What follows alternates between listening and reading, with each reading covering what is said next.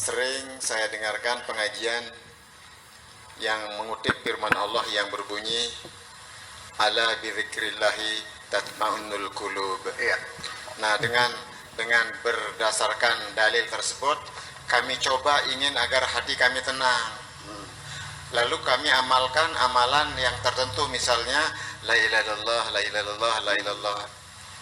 Nah, sering kami amalkan kalimat tersebut, kemudian sering putus begitu.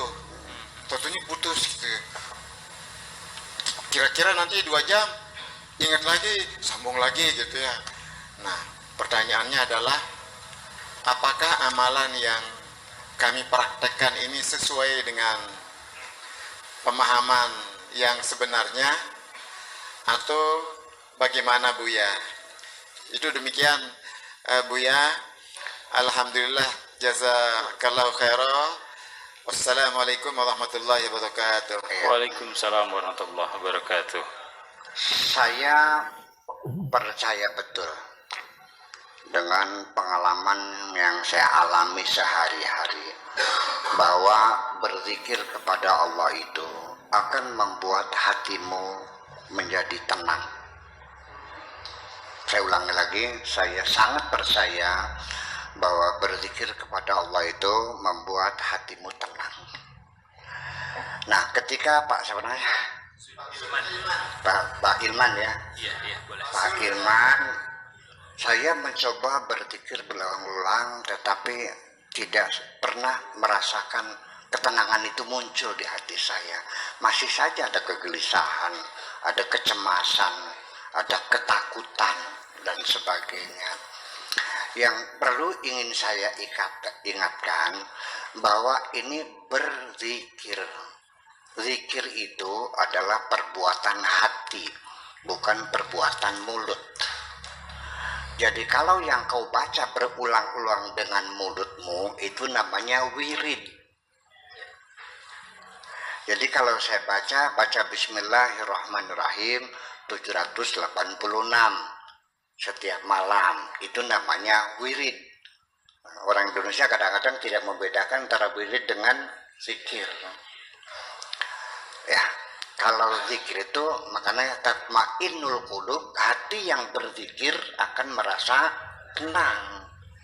Mulutnya berwirid, bilangannya sekian, selawat sekian ribu, itu namanya wirid. Nah, bagi saya bukan mengatakan wirid tidak penting, wirid penting juga. Minimal adalah mensugesti diri kita sendiri. Sampai berdoa pun katakan bahwa Allah, saya ingin punya suami yang setia, tidak perlu kaya. Ini kalau di YouTube itu di Suara Janda, di Kampung Janda, ada itu ya. Lihat nggak Bu?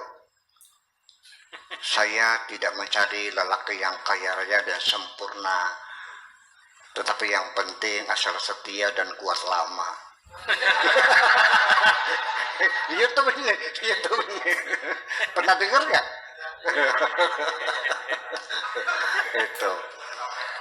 Jadi artinya bahwa ketika kita mengatakan Allahumma ya Allah, mengatakan itu sebetulnya doa itu kan perbuatan hati kita. Ya, seperti kita niat sholat duhur, kita talafut bin niyah, itu hukumnya kan sunnah. Kenapa demikian? Karena akan mendorong konsentrasi kita. Usolli fardhu zuhri, hati kita mengatakan aku mau sholat duhur.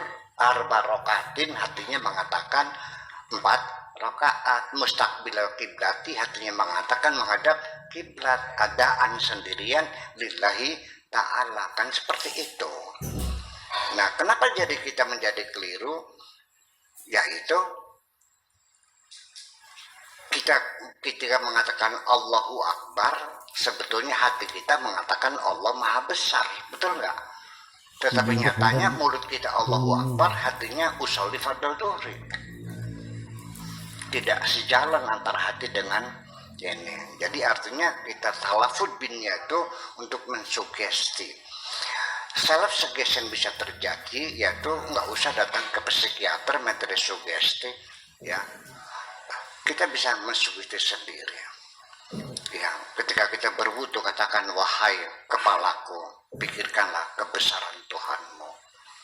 Ketika kita mengusap telinga kita, katakan, wahai telingaku, dengarkan firman Tuhan. Ketika membasuh kaki, wahai kakiku, melangkah di jalan Tuhan. Masa setiap hari kita sugesti, anggota badan kita enggak nurut-nurut juga. Gajah saja didresur setiap hari, bisa main bola kok. Ya itulah karena kita membiarkan, kita perintahkan setiap hari. Nah, wirid itu sama saja mensugesti, yang berzikir hati, mulutnya wirid. Tapi banyak baca la ilaha illallah, tapi hatinya tidak berbunyi. Nah itulah, itu pengertian zikir. Satu. Kemudian zikir itu dalam artian ketika membuat hati kita menjadi tenang dan nyaman, ala bidzikrillah tatmainnul qulub, itu artinya bukan sebatas menyebut, tapi kita merasakan kehadiran Tuhan yang menentukan segala-galanya, yang memberi makan aku, alaihi wa yut'imuni wa yasqini, dan ngasih minum aku, wa idza maritu fa huwa yashfin. Kalau aku sakit, dia yang menyembuhkan, dia beri rezeki kepadaku. Ketika ketergantungan kita kepada Tuhan, kita baru merasa damai hati. Ketika kita bergantung kepada sesama manusia yang tidak bisa apa-apa, kita tidak bisa apa-apa. Ketika kita bergantung kepada yang bisa apa-apa, baru kita bisa apa-apa. Tergantung kepada siapa kau bergantung.